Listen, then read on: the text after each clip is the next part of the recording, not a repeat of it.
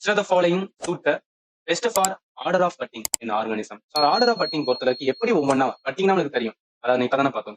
So கட்டிங்னா இந்த மாதிரி ஒரு பேரண்ட் ஹைட்டா இருக்கும், டெவலப்பிங் பட் இருக்கும், நியூ பட் உருவாகும், நியூவான வந்து ஆர்கானிசமா ஃபார்ம் ஆகுது. பட் இதுல ஒரு ஆர்கானிசம் அதாவது பட்டிங்கோட இதுல நல்லா கவனிங்க. இந்த ஃபார்மேஷன் ஃபர்ஸ்ட் இருக்குமா, மொட்டு உருவாக்கம் ஃபர்ஸ்ட் இருக்கும். மொட்டு உருவானதுக்கு அப்புறம் உள்ளுக்கு இருக்க நல்லா கவனிங்க. மொட்டு உருவானதுக்கு அப்புறம் அந்த மொட்டுல என்ன ஆகுனா அந்த செல்லுக்குள்ள என்ன ஆகும், நியூக்ளியஸ் இருக்குமா, அந்த நியூக்ளியஸ்ல வந்து டிவிஷன் நடக்கும். ஸோ நியூக்ளியஸ்ல வந்து டிவிஷன் நடக்கும்.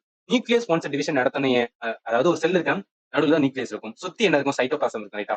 சுத்தி சைட்டோபிளாசம். அந்த சைட்டோபிளாசம் என்னன்னா டிவைட் ஆகும். ஃபைனலா என்னதான் மொட்டு வந்து பிரிதல் அடையும். அப்ப ஃபர்ஸ்ட் என்ன நடக்குது, மொட்டு உருவாகணும், அதோட நியூக்ளியஸ் வந்து டிவைட் ஆகணும், சைட்டோபிளாசிக் டிவிஷன் நடக்கணும், ஃபோர்த்தா தான் வந்து டிட்டாச்மெண்ட் ஆஃப் பட் இருக்கும்.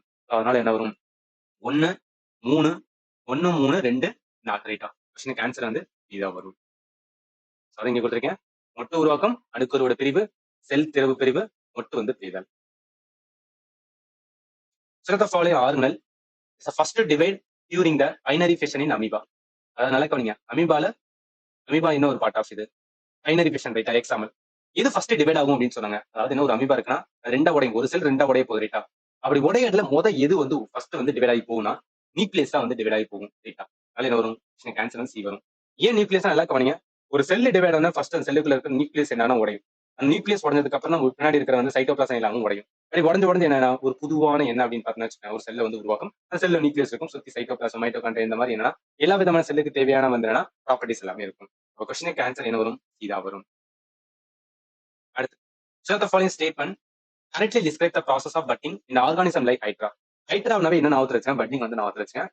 But form a specialised inside the organism and remain attached for the life. கிடையவே கிடையாது, அட்டாச்சாவே இருக்காது.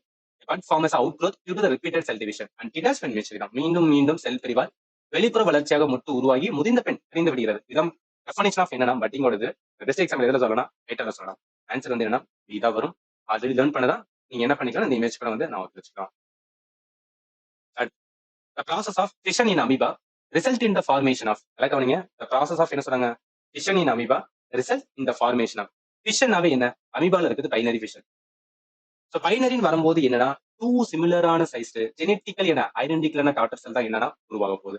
நம்ம ஆல்ரெடி சொல்லிட்டேன் உங்களுக்கு, ஃபிஷனாவே பைனரி ஃபிஷன் எதுக்கு வரும்னா அமீபாக்கு வரும். இப்படி வரும்போது ஆல்ரெடி என்ன சொல்லிட்டாங்க, ஏசெக்சுவல் ரீப்ரொடக்ஷன்ல ஒரு பைனரி ஃபிஷன் நடக்குனாவே உருவாகிற டாட்டர் செல் ஈக்குவல் சைஸ்ல தான் டிவைட் ஆகும். அந்த டாட்டர் செல் ஆனது வந்து ஐடென்டிக்கல். எந்த மாதிரி ஐடென்டிக்கல், பேரண்ட் செல்லோட ஐடென்டிக்கலாக அப்படியே ஒரு பேரண்ட் செல் எப்படி இருக்கோ அதே மாதிரி தான் வந்து உருவாகும். இந்த நியூக்ளியஸ் ஃபர்ஸ்ட் டிவைட் ஆகும், அதுக்கப்புறம் வந்து சைட்டோபிளாசம் என்னன்னா டிவைட் ஆகும். அதனால என்ன வரும், கொஸ்டினுக்கு ஆன்சர் வந்து இதா வரும்.